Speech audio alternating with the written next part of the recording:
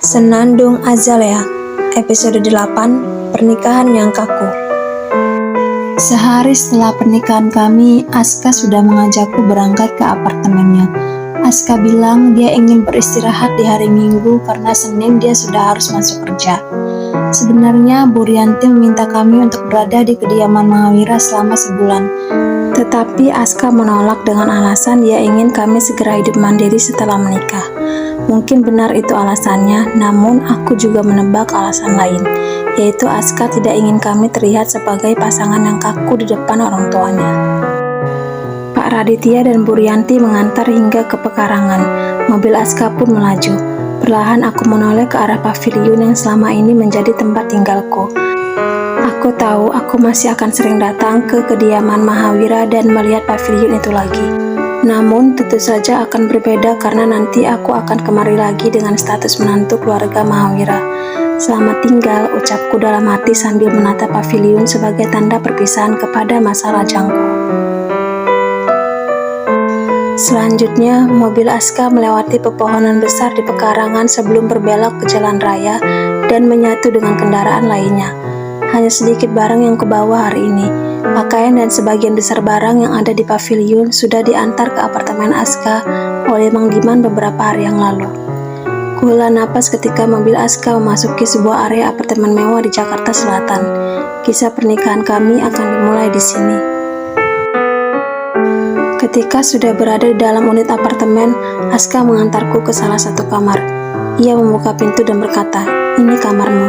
Aku hanya mengangguk menanggapi ucapannya. Sudah kutebak bahwa Aska tidak ingin kami tidur seranjang. Mungkin ini juga alasannya ingin segera ke apartemen karena tidak mungkin kami tidur di kamar terpisah jika kami berada di rumah orang tuanya. Hal ini juga cukup melegakan bagiku karena aku juga tidak ingin tidur sekamar dengan Aska. "Kalau kamu ingin melihat-lihat isi apartemen ini, silakan saja, saya mau tidur," ujar Aska. Ia lalu mengangkat koper besar dan barang lain milikku yang masih berada di ruang tamu ke dalam kamar dan tunjukkannya sebagai kamarku tadi. "Terima kasih," ucapku. Aska mengangguk lalu berkata, "Oh ya, saya minta nomor rekening kamu." Keningku berkerut. "Untuk apa?"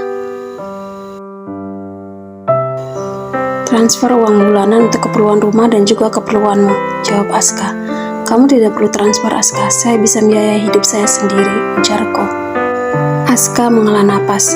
"Saya tahu kamu bisa membiayai kehidupanmu sendiri, tapi saya harus memenuhi kewajiban saya sebagai suami. Semua keperluan rumah dan biaya hidup kamu itu tanggungan saya." Aku tak menjawab. Aska benar. Hanya saja aku masih merasa berat menerima uang darinya karena aku merasa pernikahan kami bukanlah pernikahan pada umumnya.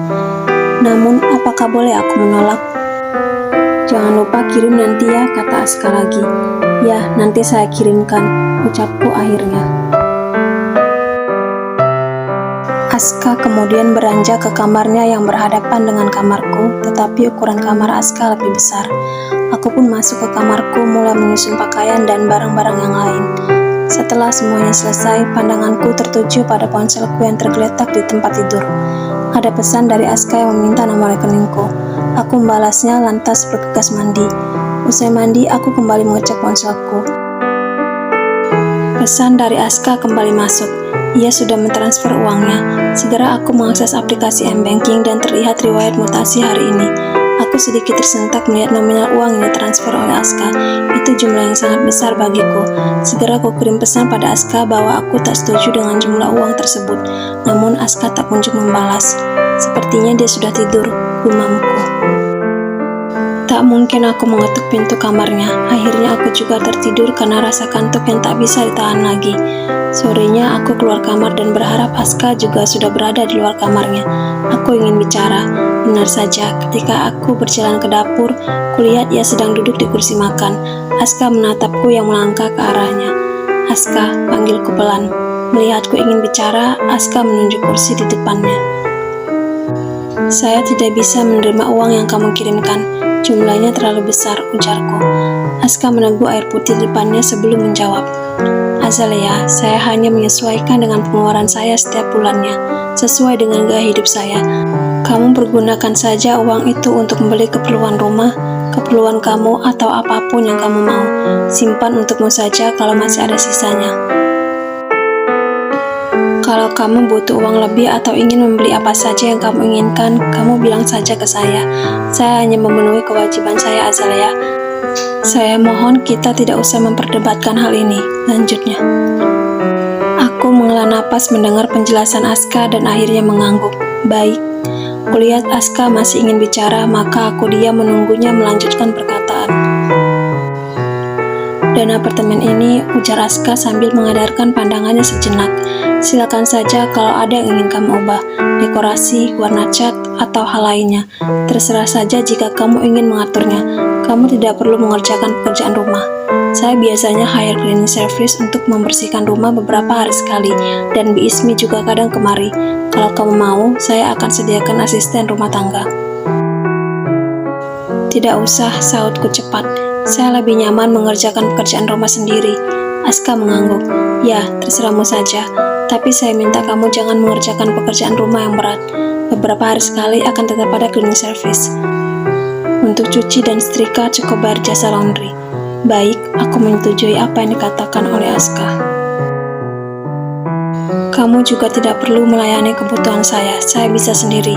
Tidak perlu masak untuk saya karena saya lebih sering makan di luar atau beli makanan kalau saya lapar, kata Aska lagi.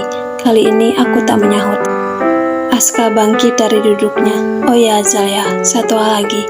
Aska lalu terdiam sejenak. Kita tidak akan hidup seperti sepasang suami istri pada umumnya.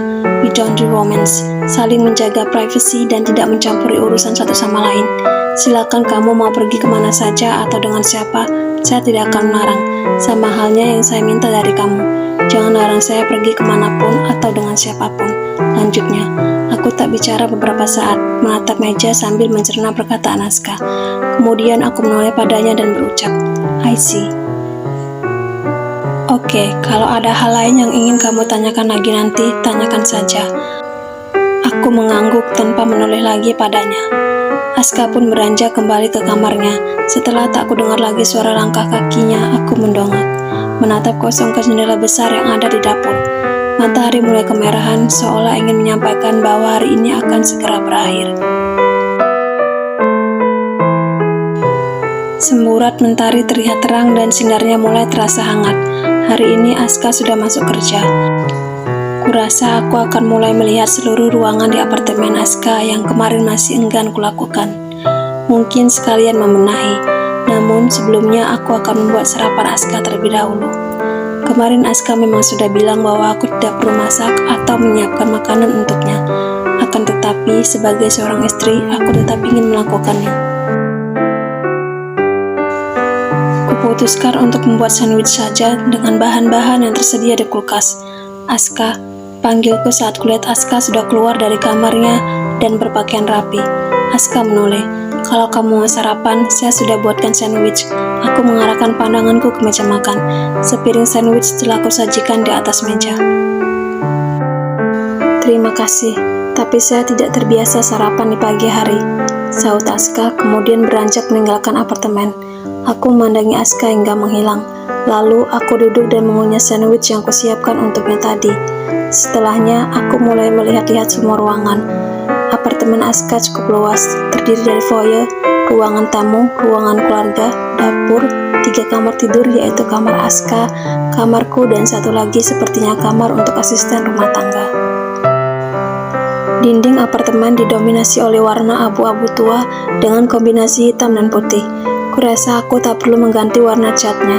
Usai berbenah, aku beristirahat terlebih dahulu sebelum berbelanja bahan masakan di supermarket di lantai dasar gedung apartemen. Malamnya aku masak ayam goreng tepung, sup sayuran, dan sambal goreng. Makan malam sudah saya siapkan kalau kamu mau makan, tawarku pada Aska ketika dia pulang dari kantor. Terima kasih, saya sudah makan malam tadi. Hanya itu yang dikatakan oleh Aska. Ia lalu melangkah masuk ke kamarnya. Esoknya aku tidak membuatkan Aska sarapan karena dia bilang tidak terbiasa sarapan di pagi hari. Namun aku masih menyiapkan makan malam untuknya dengan menu yang berbeda. Setelah beberapa hari aku melakukan hal yang sama, Aska mendekatiku ke meja makan. Azalea, saya sudah bilang, kamu tidak perlu masak untuk saya, ucap Aska.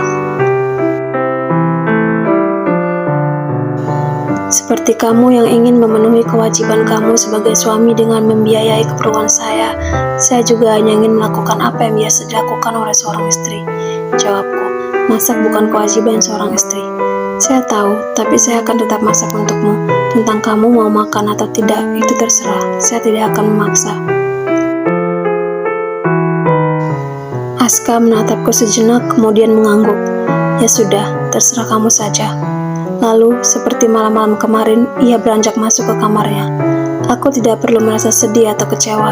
Sejak awal dia juga sudah mengatakan padaku bahwa aku tidak perlu masak untuknya. Namun, aku akan tetap melakukannya. Aku ingin seperti ibuku yang selalu memasak untuk ayah.